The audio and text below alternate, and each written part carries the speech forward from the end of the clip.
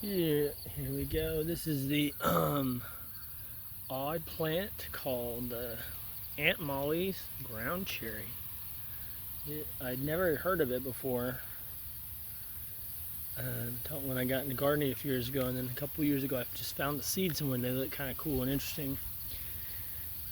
So I started growing them. Come to find out these are actually related to a tomato in a way, I guess, and but they're from the U.S. Originally. And I don't really know why they never have taken off. I guess because of, you know, I guess taken off is a bad term. They really do take off. But I mean, popularity with gardeners or people just eating in general, they grow really well here. But I guess it's one of those things where everything's so industrialized in the early part of the last century that everybody ate the same things. And it's probably not the easiest thing to harvest in bulk, but this is what it is. You know, it looks kind of like a tomatillo, but if you open this up, the inside, it's got this little berry-like thing that if you eat one when they're ripe like this, it looks like it's tomato on the inside, but it actually has almost kind of a little bit sour, not fully ripe, but kind of soury, but pineapple taste to them, especially when they're ripe. And the way that they grow, you see there's a ton of them on here, and when they're ripe, they get this like white-ish, brown tinged color to them. Obviously, when they're not ripe, they're green. The crazy thing is, this thing protects them, so you can even find some that have been out on the ground a couple of days if you missed them, and it's still good. When they're ready to come off, you don't have to pull it all. Like this one, it's almost ready. But the best way to do it actually is just to let them fall off, or just kind of run your hand along the bottom of them, and they'll just detach if they're ready.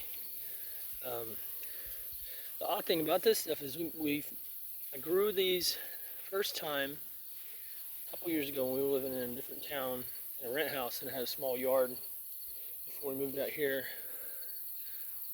to the country. And they didn't do very well because I didn't know much about them. I dumbly put them in bed with a bunch of tomatoes, thinking that because they were similar, that they would, do well in the same beds. But the problem was, if you see how big this thing is, it's huge, but it doesn't get very tall. It just spreads out a lot. And then I had it wedged into this over-planted tomato bed. And obviously, tomatoes get so big and tall and whatever, they shaded it out.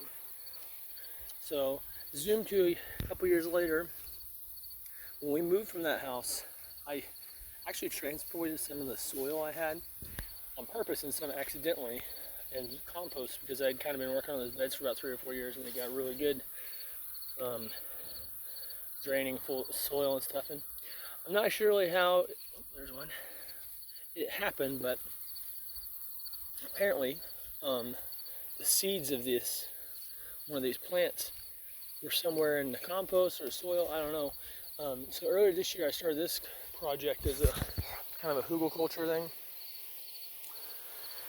to bury a lot of the fallen trees and stuff we have on our property. There's about 120 trees in the backyard here, big oaks and stuff. So anyways, I have a bunch of that stuff, and to use it and try to get rid of and have a nice little garden here, I did this hugelkultur kind of thing.